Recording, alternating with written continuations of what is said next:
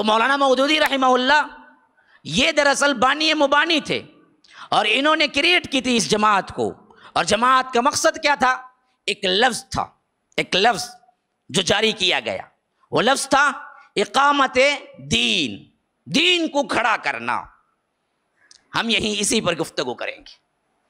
کوئی بھی جماعت کا مقصد اقامت دین کبھی نہیں ہوا اسلاف میں۔ جماعت کی بنیاد اور دعوت کا مقصد ہوتا ہے توحید کی طرف بلانا۔ سب سے بہتر جماعت کس کی جماعت؟ کس کی جماعت؟ انبیاء کی جماعت۔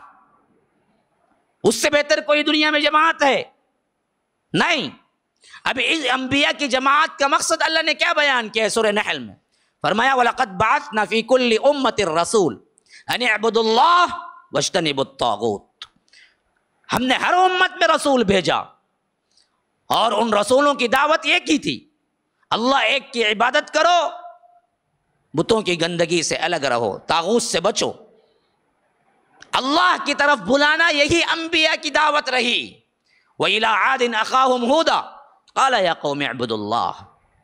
ہود علیہ السلام کو ہم نے عاد کی طرف بھیجا، انہوں نے کہا اے میری قوم کے لوگو، اللہ ایک کی عبادت کرو۔ لَقَدْ أَرْسَلْنَا نُوحًا إِلَىٰ قَوْمِهِ فَقَالَ يَا قَوْمِ اعْبُدُوا اللَّهَ۔ نوح علیہ السلام کو ہم نے ان کی قوم کی طرف بھیجا، انہوں نے کیا کہا؟ اے میری قوم کے لوگو، اللہ ایک کی عبادت کرو۔ وَإِلَىٰ مَدْيَنَ أَخَاهُمْ صَالِحًا قَالَ يَا قَوْمِ اعْبُدُوا اللَّهَ۔ مدین کی طرف ہم نے صالح کو بھیجا، انہوں نے کیا کہا؟ اللہ ایک کی عبادت کرو۔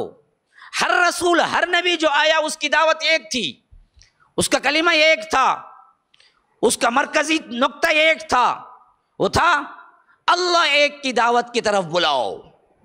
اقامت فی الدین کا لفظ ہی یہ اصحاب فہم سلف سے ہٹی ہوئی بات تھی کہ انہوں نے کہا کہ دین کو کھڑا کرنا ہے، مطلب حکومت قائم کرنا ہے اسلامی۔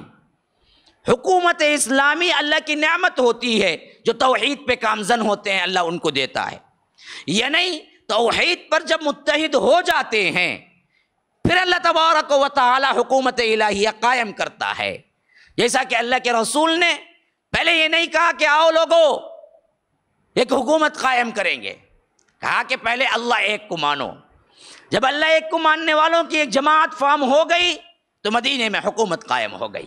لیکن اسلامی حکومت کی طرف دعوت دینا یہ نہ کبھی کسی نبی کا کام رہا، نہ کسی اسلاف میں سے کسی ایک سلف کا کام رہا۔ یہاں سے منہج کی تبدیلی شروع ہو گئی۔ یہاں جس منہج میں اللہ کے رسول صلی اللہ علیہ وسلم نے ہم کو بھیجا تھا، ہم کو چھوڑا تھا، اس منہج سے باقاعدہ طور پر روگردانی ہوئی۔ لوگ سمجھے کہ اصل دین کا کام کیا ہے؟ حکومت الہیہ قائم کرنا ہے۔ حکومت الہیہ قائم کرنا ہے تو کیا کرنا ہے؟ تو اسلام کے تمام باتیں جو ہیں وہ سب رکھو ایک طرف، گویا کہ مکی زندگی ہے۔ کسی نے کہہ دیا کہ چلو جی کوئی مسئلہ نہیں ہے، احادیث کا کوئی انکار کرتا ہے تو کرے، پہلے مسلمان تو ہے تو اندر لاؤ، میجارٹی بتاؤ تو حکومت قائم ہوگی، تو ہم میجارٹی پہ کام کریں گے۔ کوئی اور فرقہ ہے تو مسئلہ نہیں جی، ان کو بھی لاؤ اندر، حنفی ہو، شافعی ہو، مالکی ہو، اس کا معاملہ بگڑا ہوا ہو، اس کا عقیدہ صحیح نہیں ہوا، اگر ہم اس سے بحث نہیں کرتے بھائی، ہمیں تو کیا حکومت الہیہ قائم کرنا ہے، ہم کو تو میجارٹی بتلانا ہے، ہم کو فلاں کرنا ہے۔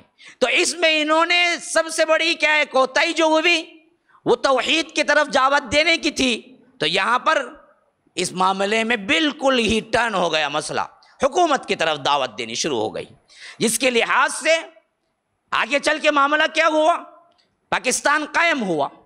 تو پاکستان میں اسلامی حکومت کے قیام کے اعلان کے طور پر انہوں نے جد و جہد کی، تو سب سے پہلے 1948 میں ایک مرتبہ جیل جانا ہوا، اور بتایا جاتا ہے کہ اسلام کے لیے انہوں نے جیل برداشت کی۔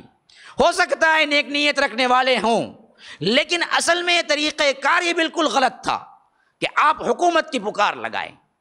نہ اسلاف میں کوئی پکارا، نہ اصحاب رسول اللہ کا منہج تھا، نہ اللہ کے رسول صلی اللہ علیہ وسلم کا منہج تھا، نہ پچھلے رسولوں کا کسی منہج تھا کہ کوئی آئے حکومت کی طرف بلائے کہ ہمیں حکومت قائم کرنا ہے، خلافت قائم کرنا ہے۔ السلام علیکم ورحمۃ اللہ وبرکاتہ۔ ناظرین کرام، مرکز السلام کے اس چینل کو ابھی تک جنہوں نے سبسکرائب نہیں کیا ہے برائے مہربانی سبسکرائب کریں اور ہر دن کی اپڈیٹ کے لیے آپ بیل بٹن دبا کر ہمارے ساتھ تعاون فرمائیں۔ جزاکم اللہ خیرا۔